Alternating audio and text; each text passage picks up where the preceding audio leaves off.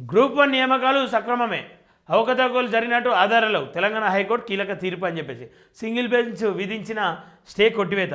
నేను ఏమంటా ఉన్నా, అధికారం వాళ్ళ చేతిలో ఉంది.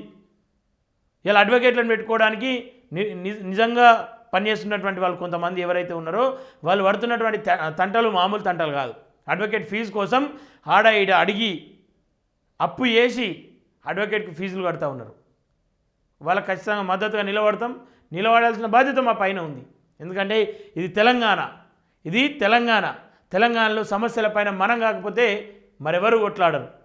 అందుకే నిలబడదాం, కొట్లాడదాం, కలబడదాం అని చెప్పి చెప్తా ఉన్నా. కానీ మీరు నిజాయితీగా ఉండుర్రి. ఇలా కోర్టులను మ్యానిపులేట్ చేసే అంత సత్తా వాళ్ళ దగ్గర ఉంది. ఇలా అడ్వకేట్లను మ్యానిపులేట్ చేసే అంత సత్తా వాళ్ళ దగ్గర ఉంది.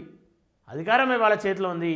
మనం అధికారం కోసం కొట్లాడకుండా ఇంకా ఇస్తారేమో అని చెప్పేసి మనం సచ్చేదాకా పోరాటం చేసినా వాళ్ళు ఇయ్యరు, మనం సస్తాం అంతే. ఇక సింగిల్ బెంచ్ విధించిన స్టే కొట్టివేతనంట. ఏదేమైనప్పటికీ నిరుద్యోగులకు ఒక నిరాశ అయితే కలిగింది. మాకు న్యాయం జరుగుతుందేమో, మాకు ఏదన్నా దాని మీద పరిష్కారం దొరుకుతుందేమో అని ఇప్పటి వరకు వెయిట్ చేసిర్రు. కానీ వాళ్ళ ఎదురు చూపులంతా కూడా నీరు గారిపోయింది. ఇక అది కొట్టివేసిరు, అయిపోయింది. దాని జోలికి ఓకురియా. రాష్ట్రంలో గ్రూప్ 1 నియామక ప్రక్రియను సంబంధించిన కొంతకాలంగా కొనసాగుతున్న ఉత్కంఠకు ఎట్టకేలకు తెరపడింది. ఎంపికైన అభ్యర్థులకు భారీ ఊరటనిస్తూ హైకోర్టు డివిజన్ బెంచ్ గురువారం కీలక తీర్పును వెల్లడించింది. గ్రూప్ 1 నియామకాలపై గతంలో సింగిల్ బెంచ్ విధించిన స్టే సీజే ధర్మశాస్త్రం కొట్టివేసింది. విచారణ సందర్భంగా ఇరు పక్షాల వాదనలు విన్న న్యాయస్థానం కీలక వ్యాఖ్యలు చేసింది. గ్రూప్ 1 నియామకాలు సక్రమమేనని, పరీక్ష పారదర్శకంగానే జరిగిందని తేల్చి చెప్పింది. పరీక్షలో అవకతవకలు జరిగినట్లుగా ఆధారాలు లేవని స్పష్టం చేసింది. సింగిల్ బెంచ్ నుండి సీజే ధర్మశాస్త్రం వరకు గ్రూప్ 1 పరీక్ష నిర్వహణ, కరెక్షన్స్, బయోమెట్రిక్ నిబంధనల అమల్లో లోపాలు ఉన్నాయంటూ పలువురు అభ్యర్థులు గతంలో హైకోర్టును ఆశ్రయించారు.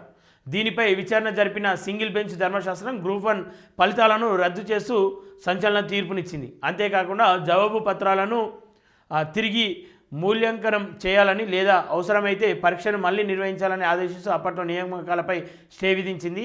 ఈ తీర్పును సవాల్ చేస్తూ తెలంగాణ పబ్లిక్ సర్వీస్ కమిషన్ ఎంపికైన అభ్యర్థులు డివిజన్ బెంచ్లో అప్పీల్ చేశారు. ఈ క్రమంలోనే హైకోర్టు ప్రధాన న్యాయమూర్తి ధర్మశాస్త్రం సింగిల్ బెంచ్ ఇచ్చిన స్టేను ఎత్తివేస్తూ మధ్యంతర ఉత్తర్వులు జారీ చేసింది. దీంతో ప్రభుత్వం వేగంగా స్పందించి ఎంపికైన 562 మంది అభ్యర్థులను నియామక పత్రాలు అందజేసింది. అయితే ఈ నియామకాలు కోర్టులో ఇచ్చే తుది తీర్పును లోబడి ఉంటాయని ధర్మశాస్త్రం అప్పుడే స్పష్టం చేసింది. అయితే గురువారం వెలువడిన తుది తీర్పులో 562 మంది గ్రూప్ 1 అభ్యర్థులు త్వరలోనే పదవి బాధ్యతలు చేపట్టనున్నారని చెప్పేసి చూస్తూ ఉన్నాం. ఎట్టకేలకు గ్రూప్ 1 పైన ఏదైతే నిజంగానే రద్దు చేస్తారేమో అన్న ఆలోచనతో ఉన్నటువంటి వాళ్ళ ఆలోచనలకు ధీటుగా అయితే తీర్పు వచ్చింది.